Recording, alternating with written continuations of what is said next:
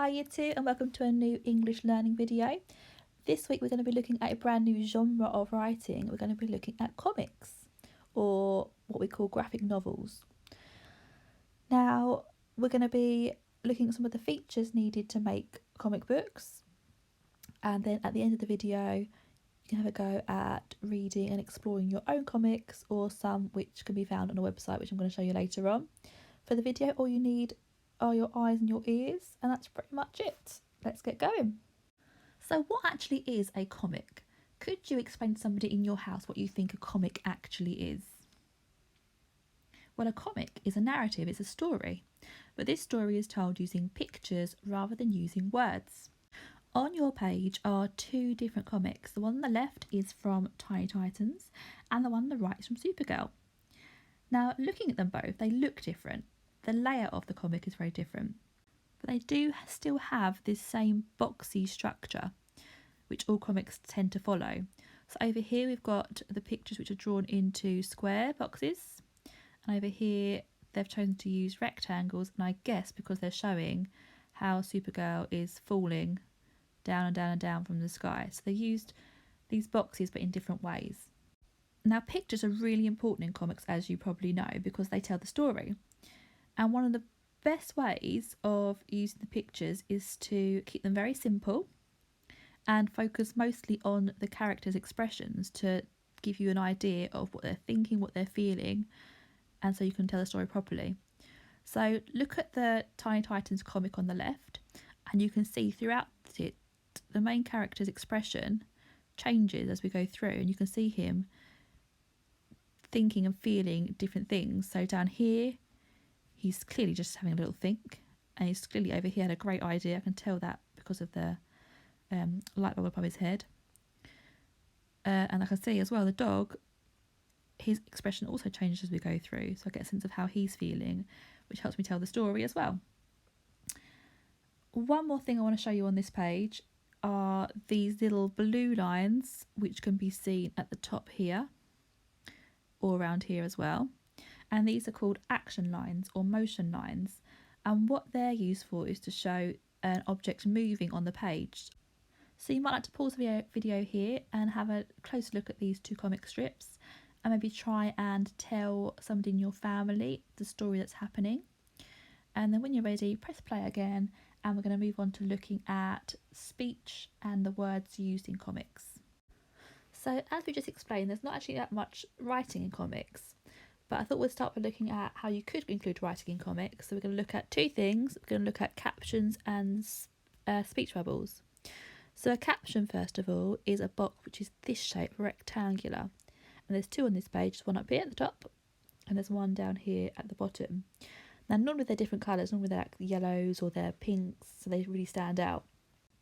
Now, they are the author's voice, so they help tell the story.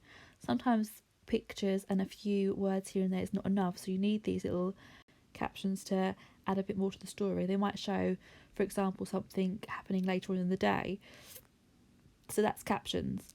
The second thing we're going to look at are speech bubbles, and there are different kinds. The most common one is this one, which is a sort of a round one, which can be seen on the Tom and Jerry's page here.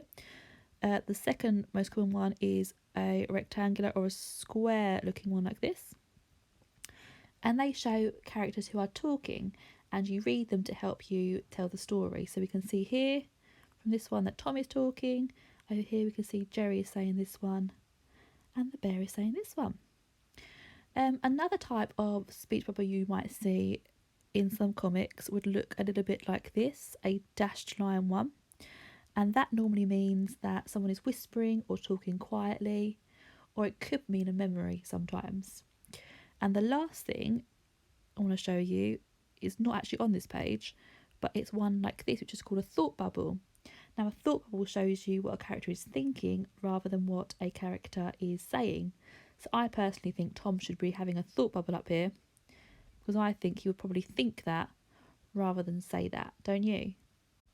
So pause the video here, have a go at reading Tom and Jerry. Remember that if you are speaking with the characters' voices, you need to use a bit of expression.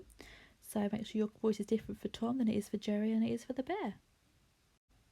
So the last thing we're going to look at today is something called onomatopoeia.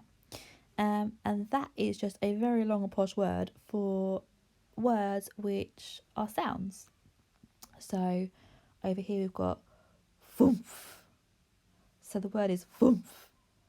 Also, it shows that the fire's going a light. Down the bottom here, we've also got another one. We've got "fsh," and that "fsh" shows that the water is coming out of the sprinkler. So normally these words are written, as you can see, in capital letters, in different colours. They're quite big and they're quite bold. You might sometimes see them like this in these sort of bubbles, and you might find the word written in the middle like pow or crash or bang, and that's onomatopoeia. I'll just zoom out so you can see Supergirl properly. Have a go at reading this little comic strip. Remember to use some expression when reading those sound words, those onomatopoeia words. Press pause or press play when you're ready. I now want you to go away and do a bit of exploring and a bit of research.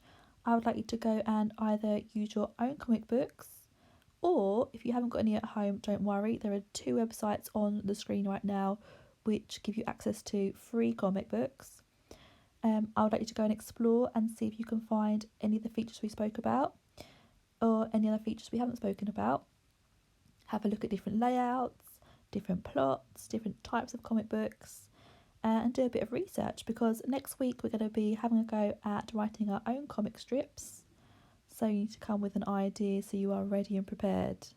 And I'll catch you all next week. Enjoy your reading.